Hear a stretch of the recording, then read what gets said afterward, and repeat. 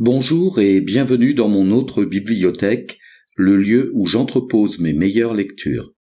Sans plus attendre, générique.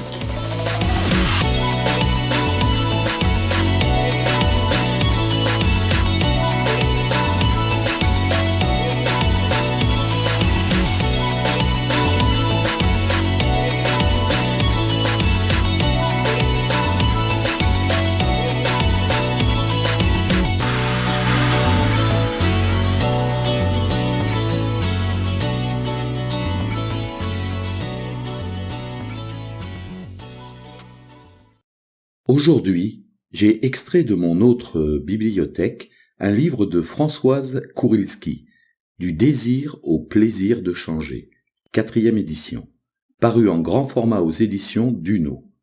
Que renferme ce livre ? Ce livre aborde les dynamiques du changement personnel ou professionnel.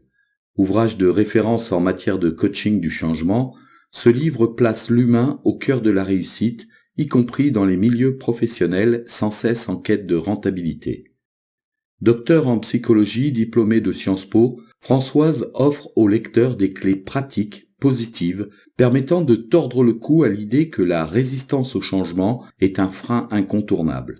Si demain on vous propose, en vous donnant les moyens, de changer de ville, de région, voire de pays, pour vous offrir de réelles perspectives, certains hésiteront, beaucoup accepteront. Ce n'est donc pas l'idée du changement qui est un frein en soi, mais plutôt les conditions dans lesquelles on vous le propose. À quoi bon changer une habitude de travail, une manière de servir ou un confort personnel si on n'en retire pas grand-chose pour soi ou si peu ? L'art du changement est d'opérer des deals gagnant-gagnant. Cela nécessite une authentique écoute, un vrai sens de la parole donnée et une implication constante dans le processus d'accompagnement. N'en déplaise aux mauvais managers, la performance humaine ne s'obtient pas en aboyant des ordres à longueur de journée et la rentabilité peut s'obtenir avec l'assentiment de tous. J'ai aimé les apports théoriques de l'ouvrage. J'ai apprécié la méthodologie décrite ainsi que le langage clair utilisé.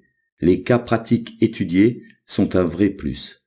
Concernant les éventuelles réserves, c'est bien simple. Elles se résument à un seul mot. Aucune. C'est un ouvrage que tout accompagnant, formateur, coach personnel ou manager devrait avoir lu. Voilà, vous avez une idée générale sur ce livre que je considère comme une petite pépite de lecture.